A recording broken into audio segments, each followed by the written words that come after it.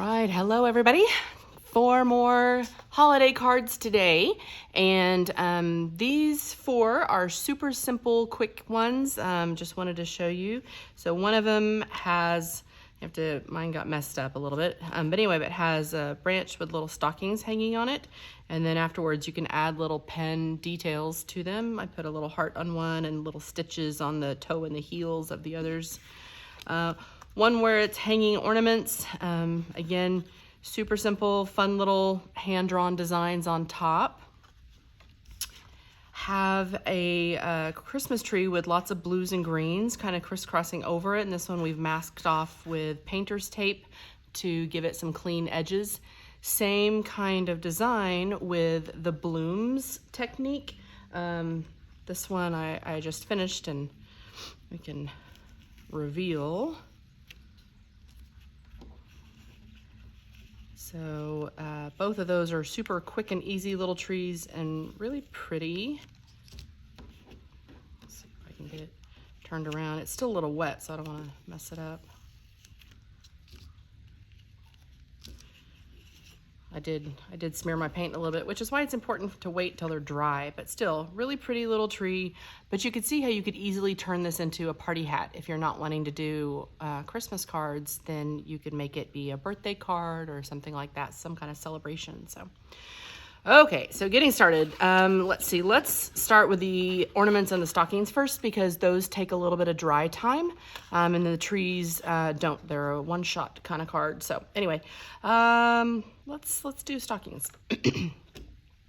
So you're going to need it to be horizontal, so landscape orientation, and I'm working with a little bit of brown and a really small round brush. So this kind of size is what I need for the branch, and so I'm going to start on the tip of the brush and just real lightly and increase pressure as I come down to give it a wider branch. And I can go back and pull more of my color back if I want.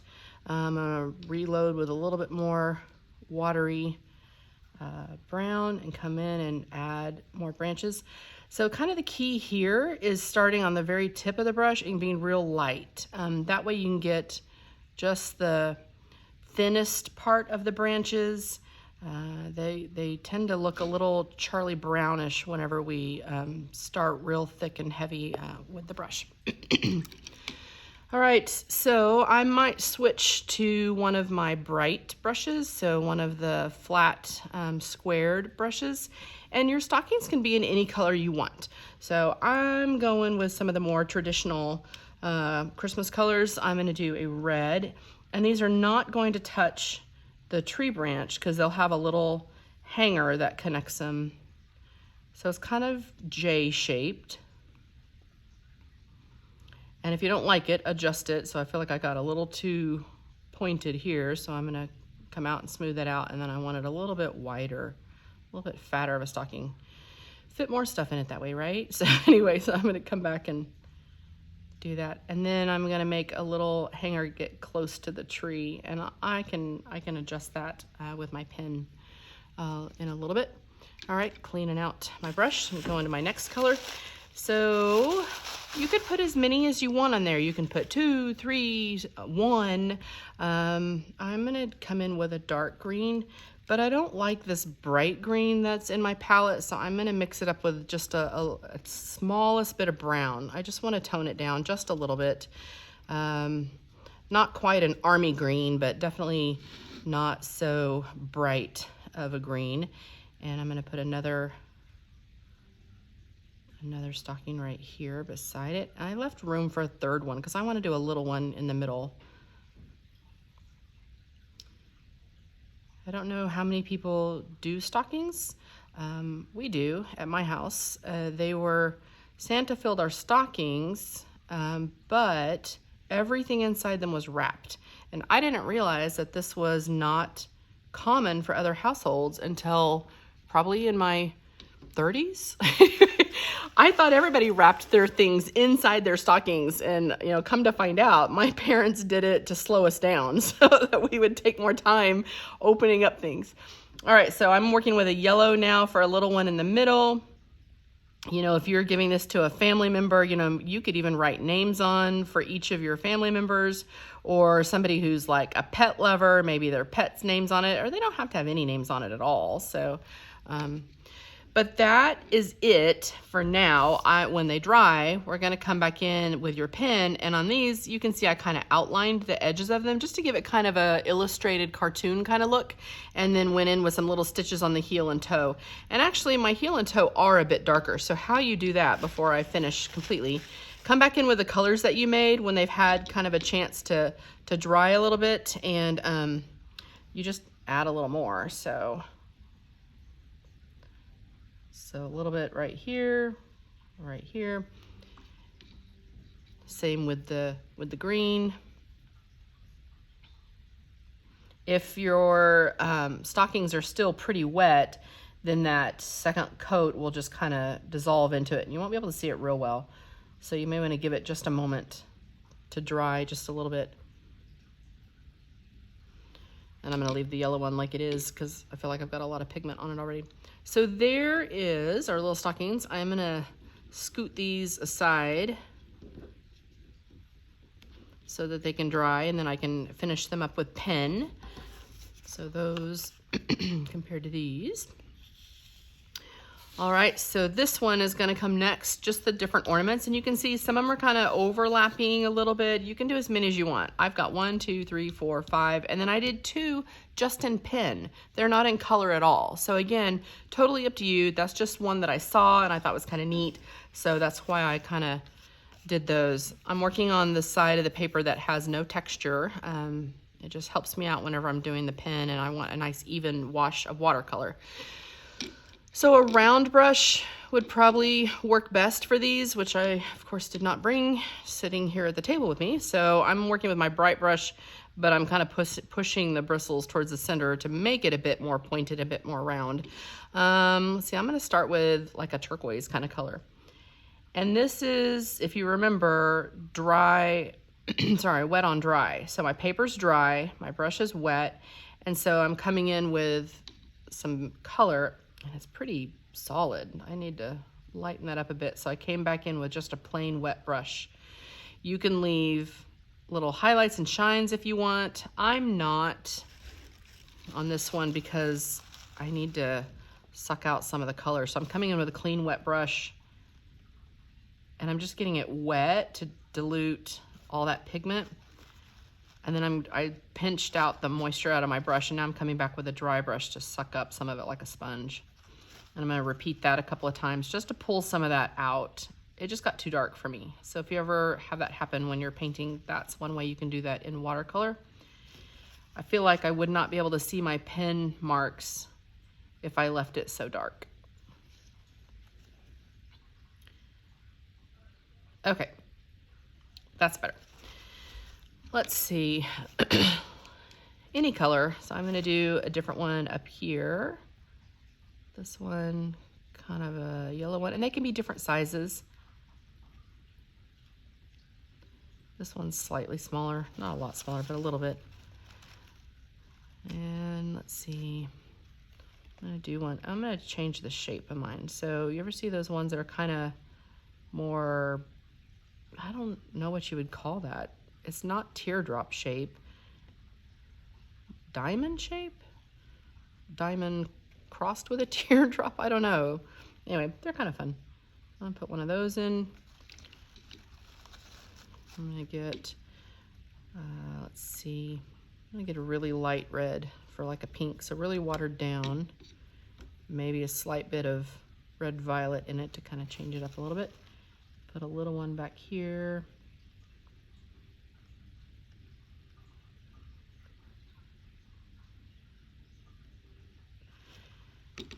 And maybe a green one somewhere, but I like the brighter, lighter colors, so let's do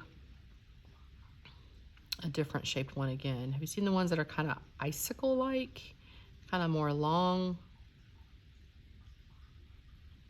I mean, you could do all plain circles. You make it however you want. It's your card. I'm just showing some options. And then I kind of wanted that to dry a little bit because I wanted to get one big red one right here in the center. but I feel like my yellow is still fairly wet. So benefit of some of them being drawn, if you choose to add some that are just drawn, it doesn't matter if they're wet. You can wait for them to dry and then go back in and add another one. All right, coming in with some red.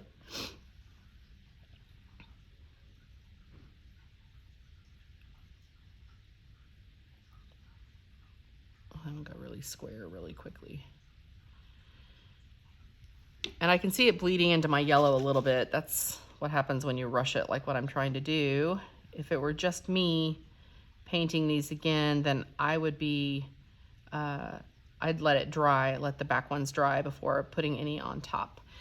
But in that situation, when something like that's happening, although that's kind of cool, I like how that's spreading. Kind of one way that you can help it is come in with a paper towel or something and mop up some of the water that's where they touch, and it kind of prevents the pigment from having a pathway into the next one.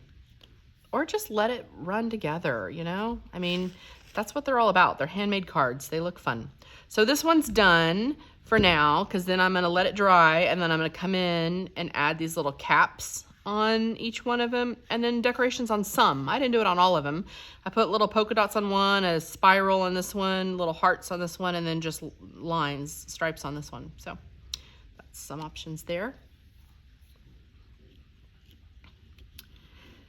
All right, slide that one over, let it dry. So for my next two, I'm gonna do them portrait orientation, so turn them vertical, and we're gonna need some painter's tape because we're gonna mask them off. So we're gonna put some tape for some straight edges.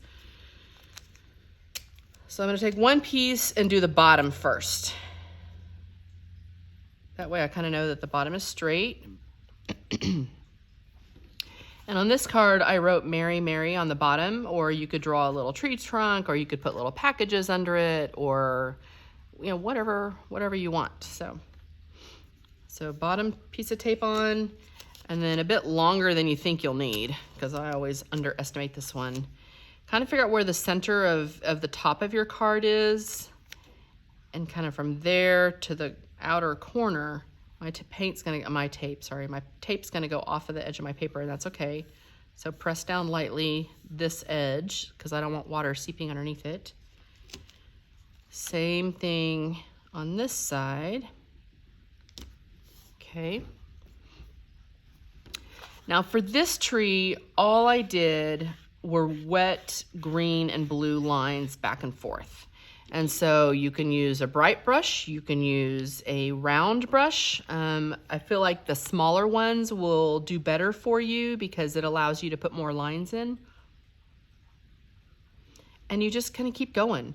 And you can even repeat the same one. They can have a bit of a wave to them. You can go back and forth. Come in with a different color this time.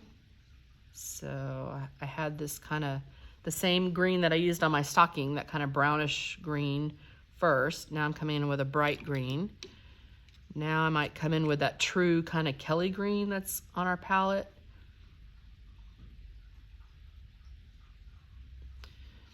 Just to mix it up a little bit, I might add some of this turquoise to one of my greens to add a little bit of blue going on in it. And you don't want to do so many that you lose all lines.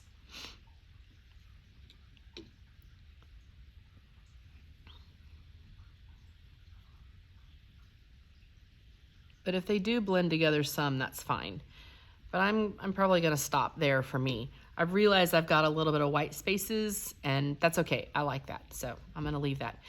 Now, I wanna leave it taped until this is dry, because that's how I goofed this one up, is by the paint from the tape smearing in different places. So let it dry, but I am gonna try to lift this tape off the table so I can at least move it.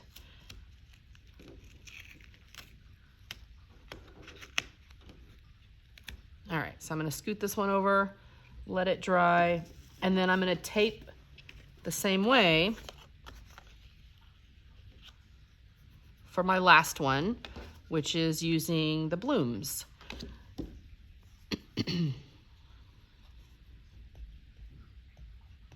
This tape always fights me so much. Okay. So start with a piece across the bottom so that you know you've got a nice straight edge. And you don't have to press the whole thing down, just the side that's touching the paint. That'll help you take it off easier. A little bit longer than you think you'll need. Find the center of the top and go from the center to the outer corner. And then press down this paint side. Same with the other. I feel like I did not get to the center. I may need to lift this one up. Hang on a second. I needed to go over a little more. Which is another reason why you don't just really mash your tape down so that you can get it off easier without damaging your paper. Okay, so when you're doing the blooms, remember we start with wet. So this is a wet on wet technique. So we're just gonna get this whole triangle wet with just plain old water. If it has a slight tint to it from the other ones we were doing, that's okay. So get that kind of wet. But notice I only went to the paint cup, the water cup twice. I'm just making sure that it's smoothed around on the paper. So now with a little one, a little round one, I'm gonna pick up some colors and just touch it. And they will start blooming. They'll start spreading around. And so it kind of looks like lights or ornaments on a tree in kind of a bokeh effect, where it's just the bright circles. Come in with some red. Any colors you want. I'm going to come in with a bright green.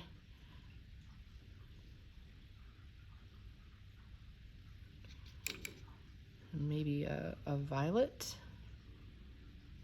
Oh man, that was a big one. But I like that red violet in Christmas things sometimes. It's a little surprising sometimes. Maybe turquoise.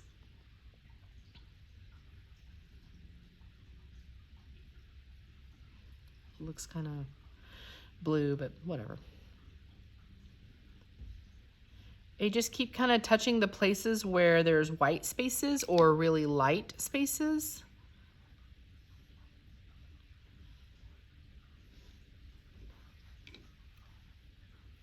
And when you feel like you've got enough, then you're fine. If you like what you have, but they're not spreading enough, come back in with just plain water on your brush and touch it every so often, and it will kind of give it some extra water, which allows the paint to move more.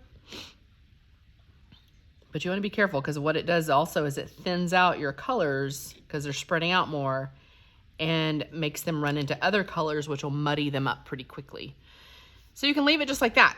If you want to test out what it would look like with some salt on it, you know, you can add some salt. It'll just increase that kind of choppy look in the background, speckled kind of look. So, you know, test it out, see what you think. I wanted to try it and see what I thought, but I'm choosing smaller pieces of salt instead of the big, huge chunks because I wanted to keep it kind of small. All right, so that one's gonna sit and dry for a moment. While that's drying, I can come back to my stockings now, and I can add with my pen, I can add the little stitch marks. Like I said, I added a little heart. You could add names, you could add, you know, things coming out of it, little drawings, you have candy canes or whatever. So it's just a chance to decorate it up and personalize it. Same thing, my ornaments are dry now, so I can come in and add the little caps and strings and anything else that I wanted to add to them, little decorations. And then last, my tree, this first one is dry enough that I can now peel off the tape. So remember, try to keep it at an angle to your paper and go slow, and you'll be able to do it with the least amount of damage to your paper. See, I didn't get the tip of the tree, the triangle very well. So you want to make sure you get all of that covered. So I may have to go in and touch that one up with a little paintbrush by itself because I want it to be a triangle.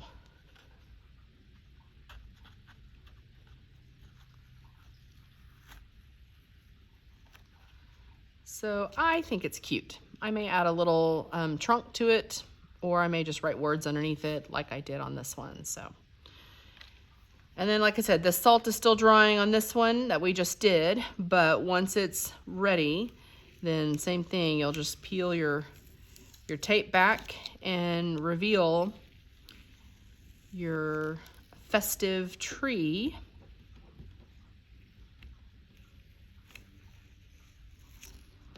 I'm gonna leave my salt on mine for a moment because I want to see what it does, so to see if I like that or not. But again, you can decide to add a trunk to it. You can go back on top of it when it's dry with a pen and add like garland or, you know, little ornaments or a star or whatever. So again, think of ways that you can just kind of add a little bit of extra to them, and it just really enhances them and makes them really cute. So those are the ones for today.